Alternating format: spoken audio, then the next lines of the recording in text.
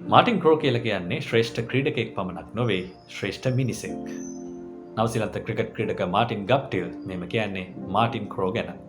මම අසංක හදිරම් පෑල මේ ඇසිදිසි චරිතාවලිය. Unanimous decision.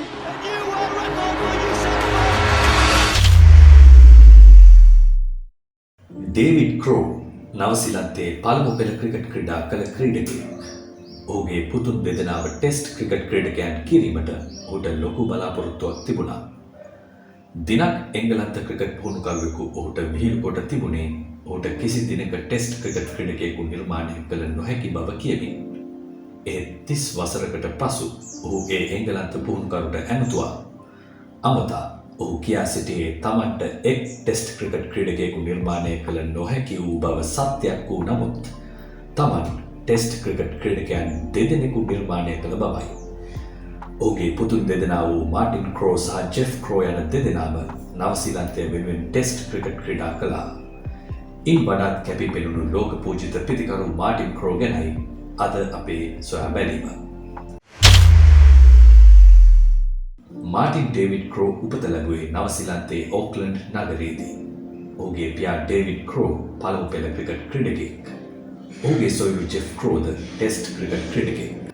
ග්ලැඩියේටර් චිත්‍රපටයෙන් ලෝක සිනමා ප්‍රේක්ෂකයන්ගේ ආදරය දිනාගත් රසල් ක්‍රෝ මාටින්ගේ ඥාතියෙක්. එම නිසා සුපිරිතරු ඔහුට අලුත් වුණේ නැහැ. පාසල් සමයේදී ක්‍රිකට් ක්‍රීඩාව මෙන්ම රග්බි යුනියන් එනම් කණ්ඩායමකට ක්‍රීඩකයන් 15 දෙනෙකු ඇතුළත් වන රග්බි ක්‍රීඩාවටත් ඔහු සහභාගී වුණා. මාටින් ක්‍රෝගේ මවගේ සියාද ඕල් බ්ලැක්ස් කණ්ඩායම වෙනුවෙන් ක්‍රීඩා කළ රග්බි ක්‍රීඩකයෙක්. වයස අවුරුදු 17දී පළමු පෙළ ක්‍රිකට් දිවියට පා තැබූ ක්‍රෝ සිය පළමු ඉනිමේදීම අර්ධ ශතකයක් වාර්තා කළා. ඉන් වසරකට පසුව එංගලන්තය බලා ගොස් ලෝඩ්ස් ක්‍රීඩාංගන සහායකයෙකු වශයෙන් සේවය කරමින් ක්‍රිකට් පුහුණුවීමට ඔහුට අවස්ථාව ලැබුණා. ඉන් පසුව යාලි නවසීලන්තයට ගිය ඔහු පළමු පෙළ ක්‍රිකට් වලදී ලකුණු විශාල සංඛ්‍යාවක් රැස් කළා.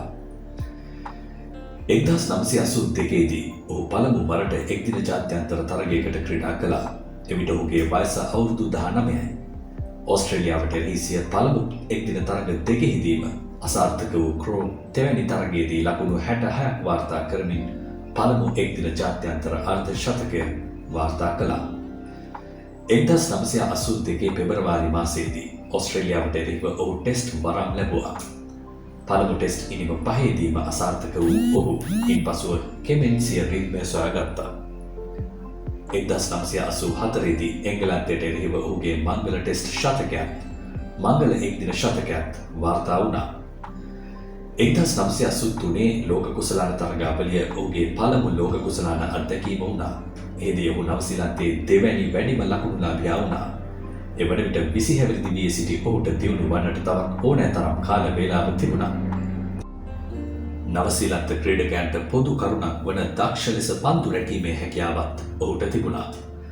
1984 නවසීලන්ත කණ්ඩායමේ ශ්‍රී ලංකා සංචාරයේදී ක්‍රෝ විසින් එක්දින අර්ධ ශතක දෙකක් වාර්තා කෙරුණා. ටෙස්ට් තරගාවලියේදී නම් ඔහු එතරම් සාර්ථක වුණේ නැහැ. 1985 බටහිර ඉන්දිය කොදෙව් කණ්ඩායමට එරෙහිව ජෝර්ජ්ටවුන්හිදී ඔහු විසින් ලකුණු 188ක ඉනිමක් ක්‍රීඩා කළා. ද්විත්ව ශතකයට ලකුණු 12ක් තිබෙදී ඔහු දැවී ගියා. පුදුමය නම් මීළඟට පැවති ඕස්ට්‍රේලියානු ටෙස්ට් සංචාරයේදීත් ඔහු ලකුණු 188ක ඉනිමක් ක්‍රීඩා කොට දැවී යාමයි. කෙසේ වෙතත් මේ කාලය තුළ ඔහු එක්දින පිටියේ වැදගත් පිතිකරුවෙකු වුණා. ඔහුට තිබූ විශාල පහරවල් නිසා එක්දින ක්‍රිකට් වලට ඔහුව හොඳින්ම ගැලපුණා. ඔහුට තිබුණේ ශක්තිමත් දෑත් දෙකක්. පායින් දෙසින් ඔහුට ශක්තිමත් පහරවල් තිබුණා. එමෙන්ම පිට ඉන්න දෙසින්ද ඔහු දුර්වල පිතිකරුවෙකු නොවේ. ඇතැම් විට පිට ඉන්න දෙසින් එන පන්දු වුවත් පායින දෙසට හරවා පහර එල්ල කිරීමේ හැකියාව ඔහුට ලැබී තිබුණේ ඔහුගේ බාහු ශක්තිය ඉහළින් තිබූ නිසායි. 1987 ලෝක කුසලාන තරගාවලියේදී නවසීලන්තයේ වැඩිම ලකුණුලාභියා වුණේ ක්‍රෝ. ඔහු තරග 6කදී අර්ධ ශතක 3ක් වාර්තා කොට තිබුණා. කෙසේ වෙතත් ඒ වන විට නවසීලන්ත කණ්ඩායමක් වශයෙන් එතරම් ශක්තිමත් වුණේ නැහැ. 1987 කොදෙව් කණ්ඩායමේ නවසීලන්ත ටෙස්ට් සංචාරයේ පළමු තරග දෙකෙහිදීම ඔහු ශතක වාර්තා කළා. දෙවැනි තරගයේ දෙවැනි ඉනිමේදීත් අර්ධ ශතකයක් වාර්තා කළ ඔහු ප්‍රබල බටහිර ඉන්දිය කොඳු වටේරි තරගාවලිය සම කර ගැනීමට විශාල කාර්යභාරයක් ඉටු කළා. 1990 දී පැවති බෙන්සන් ඇන්ඩ් හෙජස් වර්ල්ඩ් සීරීස් ක්‍රිකට් තරගාවලියේදී ඔහු පිළිවෙලින් ඕස්ට්‍රේලියාවට සහ එංගලන්තයට එරෙහිව පිටම එක්දින අර්ධ ශතක 3ක් වාර්තා කළා. එම වසරේදීම ඔහුව නවසීලන්ත කණ්ඩායමේ නායකත්වයට පත් කෙරුණේ 1992 ලෝක කුසලාන තරගාවලිය ඉලක්ක කරගෙනයි. නායකයා ලෙස ඔහුගේ දෙවැනි තරගාවලිය ඔහුට අමතක නොවන එකක් වුණා. 1991 දී ඔහුගේ ඉහළම ටෙස්ට් ඉනිම ක්‍රීඩා කළා. ඒ ශ්‍රී ලංකා කණ්ඩායමේ නවසීලන්ත සංචාරයේදී එදා ඔහු විසින් ලකුණු 299ක් වාර්තා කළා. මෙතෙක් ලකුණු 299 දී දැවී ගොස් ඇති එකම ජාත්‍යන්තර ප්‍රතිකරුවා ඔහුයි. ඇන්ඩ්‍රු ජෝන්ස් සහ මාටින් ක්‍රෝ එක්ව ඒ අවස්ථාවේදී තෙවැනි කඩුලට වාර්තා කළ සබඳතාවය ලකුණු 467ක්. එය වන විට ලෝක වාර්තාවක් වුණා. මේ වන විටත් එය ඕනෑම කඩුලක් සඳහා වන දිගම ටෙස්ට් සබඳතා අතුරින් තෙවැනි ස්ථානයේ තිබෙනවා. 1992 ලෝක කුසලාන තරගාවලියේදී ඔහුගේ නායකත්වයෙන් යුත් නවසීලන්ත කණ්ඩායම අවසන් පූර්ව වටේ තෙක් පැමිණියා.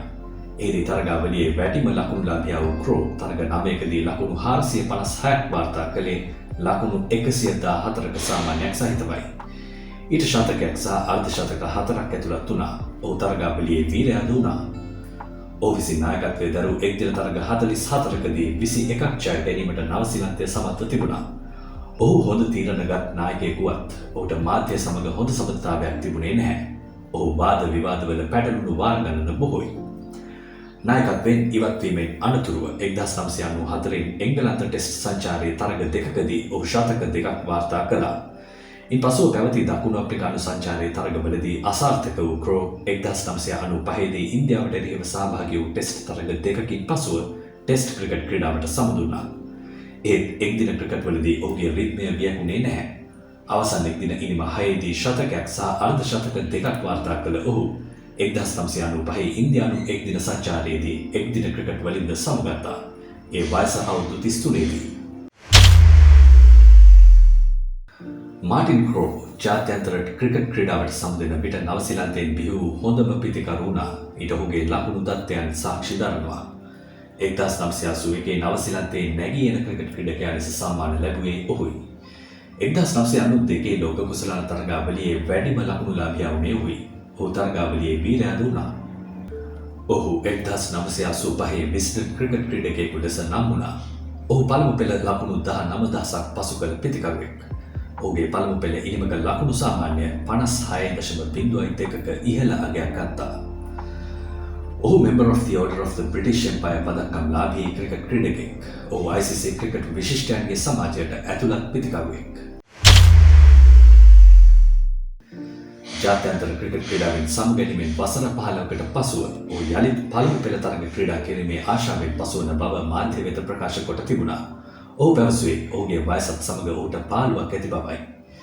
2008 ආරම්භ වූ IPL තරගාවලියේදී රොයල් චැලෙන්ජර්ස් බැංගලෝර් කණ්ඩායමේ ප්‍රධාන විධායක නිලධාරීවරයා ලෙස ඔහු පත් වුණා. ඔහුට පරිපාලකයෙකු ලෙසත් පරිචයක් තිබුණා. 2012 දී වාර්තා වූ පරිදි ඔහුට ලිම්ෆෝමා රෝගය වැළඳී තිබුණා. විනෝදයෙන් කල්ගත කළ කෙනෙකුවත් රෝගයෙන් පීඩා විඳි ක්‍රෝ 2016 වසරේදී ජීවිතයට සමුදුනා. ඒ වයස අවුරුදු 53කදී ඔහුගේ අහිමිවීමෙන් ක්‍රිකට් ලෝම කම්පා වුණේ ඔහු දක්ෂ පිතිකරුවෙකු මෙන්ම කුළුපග මිතුරෙකු නිසයි. නවසීලන්ත ක්‍රිකට් ක්‍රීඩාව ගැන සිහි කිරීමේදී එහි විශිෂ්ටතම පිතිකරුවා ලෙස සැලකෙන්නේ මාටින් ක්‍රෝ. එක්දින මෙන්ම ටෙස්ට් ක්‍රිකට් ක්‍රීඩාවේදී කිවියන්ගේ ගෞරවය රැකී ඔහු බොහෝ ක්‍රිකට් ප්‍රේක්ෂකයන්ට පිතිකරන වීරයෙක්.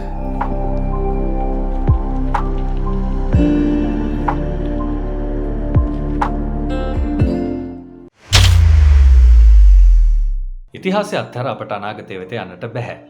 ඒ වගේම මාටින් ක්‍රෝව අත්හැර නවසීලන්ත ක්‍රිකට් ගැන කතා කරන්නටත් බැහැ. හමුවෙමු ඊළඟ වැඩසටහනින්. මේ ඇසිදිසි. මිනිත්තුවෙන් මිනිත්තුව වෙනස් වන ක්‍රීඩා ලෝකයේ උණුසුම එසැනින් ඔබ වෙතට. The Papare Sports News Alerts. හරක් වෙලා පරාදුණු වෙන්න අතුම රෙජිස්ටර් වෙන්න. The Papare කියලා ටයිප් කරලා 678 එවන්න. මාසෙටම රුපියල් 30යි. කුන්දේසි සහිතයි.